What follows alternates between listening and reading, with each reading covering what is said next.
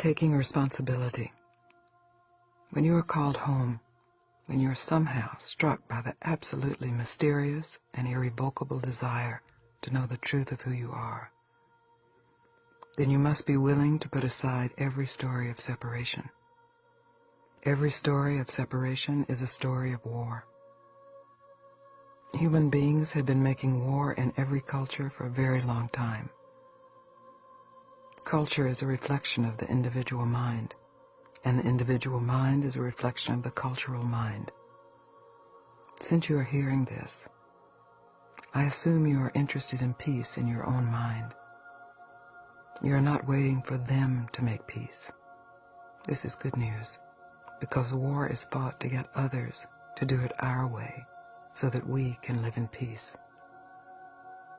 When you stop waiting for them, and instead shift your attention to your own mind, then you can recognize the tendency toward war in your own mind.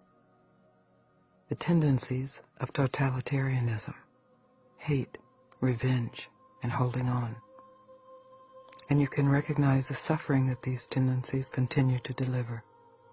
Somehow, in the face of it all, you find you want peace. You are sick and tired of the war within your own mind. You may even express it in a conscious prayer, a plea for help, for understanding, for deliverance, for grace. Grace is here now. It is knocking at your door. You have a chance to be at peace in this moment. You only need to accept the invitation of your own heart right now, regardless of outer or inner circumstances, and let yourself sink into the peace of your innermost being. Unless all of us take the responsibility for our own inner peace, the wars will continue. We cannot wait any longer for someone else to change. We cannot wait for someone else to forgive us so that then we can forgive them. We cannot wait for someone else to say they are sorry. Peace cannot be postponed. Recognize that to whatever degree the war is going on in your own mind, it is based on one thing: the firm belief that you are a separate entity, separate from your parents, your children, your lover, or your enemy. All wars are based upon the ignorance of our own true nature and the illusion of separation. When you firmly believe that you are separate from the totality, separate from peace, separate from love, you protect yourself. That protection takes many forms, involving personal and territorial identification. The horror is that if what you are protecting is the thought of who you are, it does not in reality even exist. It is only a thought, and whenever a thought is honestly investigated, it is found to have no inherent reality. Yet this thought of who you are has immeasurable power, because it becomes the filter of all experiences of reality. When you look through tinted glass, reality takes on that tint. It isn't that reality is tinted. The tinted glass mediates and distorts reality. People fight for the distortion that this I, as an individual or as a group, is separate from all other beings. And yet that I is actually nothing. It is a made-up story. Yet in the belief that the story is reality, there is colossal tragedy and suffering. When this I that is assumed to be real and separate is examined by consciousness, it is discovered to be none other than consciousness itself. As a conscious human being, you have the opportunity to discover that never, not even for an instant, is it possible to be separate from consciousness, from the source of everything, from God. Once you discover this directly, you then broadcast it with every breath you take. Whether you speak of this discovery or never speak again, you will broadcast it through the natural radiance of your being. In your willingness to take that chance, to accept that invitation, you will naturally share that peace everywhere. At this point in time, in this theater of consciousness, you have the opportunity to discover what is deeper than human being, what is before human being. That beingness is actually the source of human being. It is the source of plant being, animal being, sentient being, and insentient being. That beingness is alive with intelligence and presence, and it wants to know itself in you so that it can know itself everywhere. Choosing peace over problems. In the interest of peace, perhaps it is time to take an honest look at what you consider to be the problems in your life. In order to even reflect on a problem, you will see that first you have to go into memories of the past to generate a story of the supposed problem. This is a moment of choice, and this choice is present in every moment of your life. Generally, we choose to remember the past to recreate our problems. If we choose not to regenerate them, what does that mean about their importance?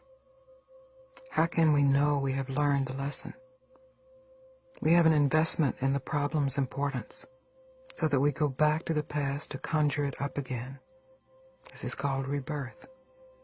This is the choice to be reborn with the same problems, stories, and miseries, day by day. Once we are aware of that choice, we have the possibility of recognizing exactly what is required to keep any problem alive. It is necessary to invest time, energy, and effort on what was to keep feeding the importance of the problem. We search for answers to alleviate our problems and to end our suffering. But the search follows the rebirth, a rebirth that we have actually chosen. The choice we often make is to be reborn as the sufferer, rather than simply being here as nobody, as nothing. The willingness to be nothing, to defend against nothing, can lead to exceedingly intense feelings. A great fear can arise. I could really disappear here, and then the whole of my life will be of no actual importance. But you have to understand that this is going to happen anyway. You really will disappear at some point. And even though you may make great contributions in your life, finally they too will disappear. So the question becomes, are you willing, at least for this moment, to not be reborn? If you are, then you can recognize what is unborn, what remains alive without story, without suffering, without problem. Recognize what remains alive and let its spaciousness, its peace, be revealed as your own heart. You can recognize it as yourself, having nothing to do with birth or death. If you are willing to be true to that recognition, then rebirth is not a problem, because then your story, your problems, are consciously recognized as appearing in the vast intelligence of who you truly are. Then you know yourself as essentially free of any past. The past can be welcomed, can be learned from, and can be appreciated in its full spectrum of beauty and horror. Victim no longer. No matter what the world is reflecting, whether circumstances are beautiful or terrifying, if your internal story is one of victimhood, you will suffer. It is very simple. If you are quite certain that you aren't telling yourself a story of victimization, and yet you continue to suffer, then I suggest you are lying to yourself. You are telling yourself some thread of an ancient story of how you have been wronged. Whether it is a story of how God or your parents or circumstances have wronged you, or how you have wronged yourself, it is all a story of you being the victim. Even the most violent aggressors, when the superficial layer of aggression is cracked, have a story of having been wronged. Striking out in anger or revenge always involves a story of victimization. Seeing how this victim story plays out in your own life is an important step toward realizing true freedom. When you really see it, you see that it has to be recreated each time it plays. It may surface in your mind through momentum, but to play it through takes energy, attention, belief, emotion, and some kind of masochistic pleasure in the pain. Yes, it's shocking. To see this operating within our own mind can be quite disturbing. The willingness to realize the truth of yourself, the willingness to be free, is the willingness to no longer be a victim, regardless of pain, circumstances, or the actions of others. To stop being a victim doesn't mean to trivialize the horror in your life, to deny it, gloss over it, or repress it. It means that you can fully meet whatever appears. You don't have to hide, run, justify, wail, curse, or moan. You can just meet life as it is. Are you willing to let your stories of victimization go? Are you willing to let all of those horrible aggressors go unpunished? At a certain point, you have to be willing to just call it off.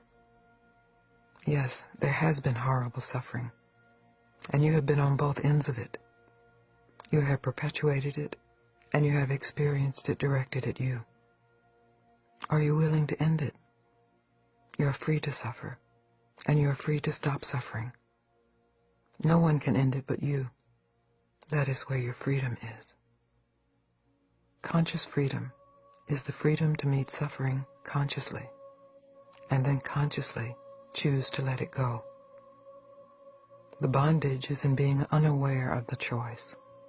You can choose to be free, or you can choose to suffer. It is up to you. The power of forgiveness. Everyone has experienced the sweet release of forgiveness, as well as the hard coldness of not forgiving. You know the difference, and you know the investment in the story that keeps a lack of forgiveness in place. You also know the relief when you actually forgive and let go of the burden. Our parents were not perfect. They consciously or unconsciously did things that were harmful to us, as our grandparents did things that were harmful to our parents. Our lovers, our children, our governments, and our competing tribes have harmed us. Now is the time to forgive. Horrible things are continually being done all over the planet, in our own individual minds and in the collective mind. To forgive these horrors does not necessarily mean to forget. You can forgive and let go without forgetting. A huge learning and humbling occurs when you are willing to see the story of humanity in all of its horrors.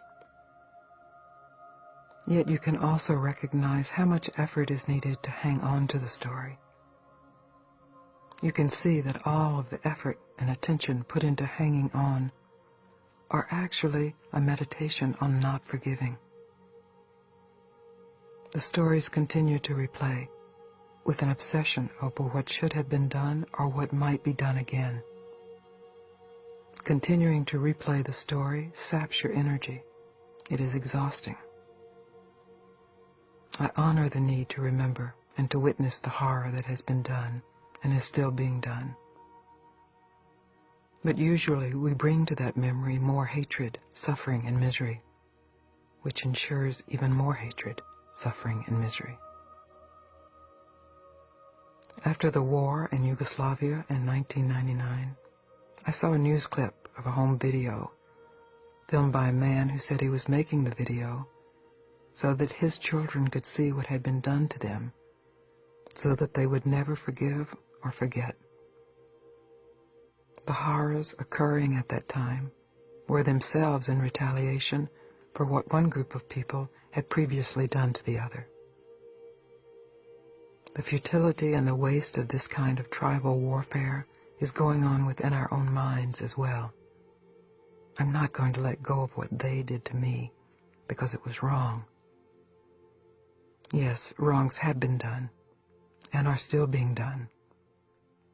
There's no need to forget or deny the wrongs that have been done both to you and by you, but you can let go of suffering over them.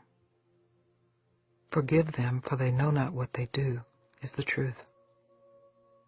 Any war that is going on because of what happened yesterday is a result of ignorance, of holding on to some idea of revenge. It is very tempting to hold on to these kinds of views because there is some pleasure in it, and that pleasure must be recognized. It is the pleasure of egoic righteousness. When you are unwilling to forgive, and you are holding on to a story of your suffering and who did it to you, you are cursing them, whether consciously or unconsciously. You must be willing to stop the karma with yourself. Be willing to say, no, this time it goes no further than me. This is the willingness to be at peace. The willingness to forgive is a natural outgrowth of the willingness to be free, and gives you the clarity to recognize the temptation to hold on. I once called my mother on Mother's Day. My mother was a sarcastic and mean alcoholic. Alcohol was poisoning her, shifting her whole personality. I had had some space from her for years, and I decided one year that I would call her on Mother's Day and simply lie to her and tell her what a great mother she was. She was old and sick, and she didn't have many years left, so why not? I called her and told her what a great mother she had been to me. And as the words came out of my mouth, they were true. I didn't mean she had treated me well, because she hadn't. I didn't mean her intentions were great. Sometimes they were, and sometimes they weren't. But as I told her that she had been a good mother, my life experience was finally augmented by my relationship with this difficult woman. My difficulty with my mother finally contributed to the richness of my life. In that sense, she was indeed a good mother. What a relief there was in telling her this. Concurrently, my ability to forgive myself for having hated her for so many years arose. It was such a simple act. I had no idea I would see such ramifications of healing. Finally, to be able to forgive this whole experience of humanity, with all of its functions, drives, aggressions, and desires, is to recognize what is untouched by any of that, what remains pure, innocent, and free even in the grossest of stories. In our desire to hold on to revenge, we actually keep ourselves from the experience of freedom. As with everything else, in our desire to hold on to one thing, we keep something else away. In the desire to give something, we actually receive. You can inquire directly within, what am I not willing to forgive? As you do this, you find another opportunity to bring to consciousness what has not been consciously seen, what might still be holding your mind in bondage. No effort is needed here, only the willingness to be completely honest. Once you have honestly seen what you are not willing to forgive, you might also find it helpful to ask yourself, what am I willing to forgive? Recognize forgiveness and savor it for a moment. It is important to not force anything, just to welcome all into the heart of consciousness. Can you forgive? Can you accept forgiveness?